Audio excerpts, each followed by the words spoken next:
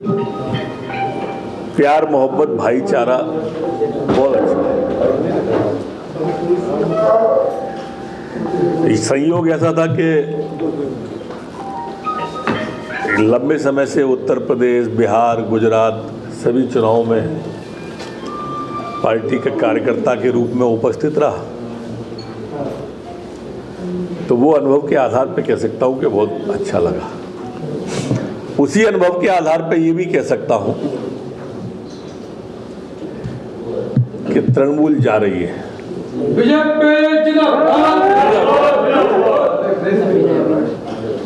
अनुभव अपनी जगह है, लेकिन चुनौतियां भी तो हैं। और निश्चित रूप से ये सत्ताओं के हस्तांतरण बिना चुनौतियों के नहीं हुए कभी, आदिकाल से आज तक।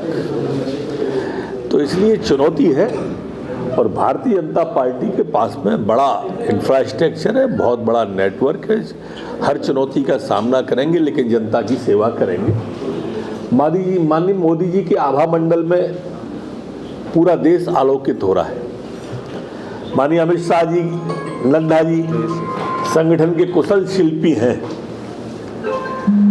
और इनके नेतृत्व में आज पश्चिम बंगाल जीतने जा रहे। पश्चिम बंगाल का जीतना इसलिए भी जरूरी था कि बाकी के जो हमने प्रदेश जीते उनकी सीमाएं प्रदेशों से लगती थी, लेकिन पश्चिम बंगाल की सीमाएं दो देशों से लगती हैं।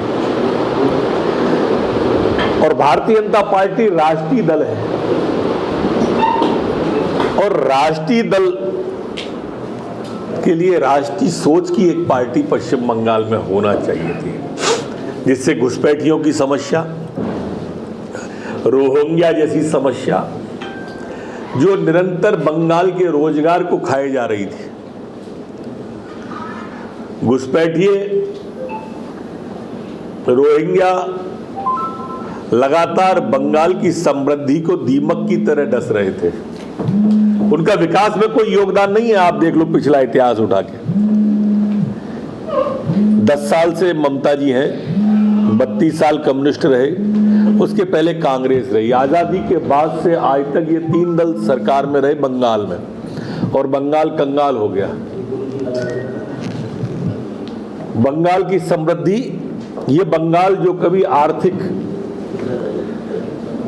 समृद्धि के लिए देश में पहचाना जाता था, आध्यात्मिक समृद्धि के लिए देश में बड़े बड़े संत, मनीषी, मुनि इस बंगाल ने दिए।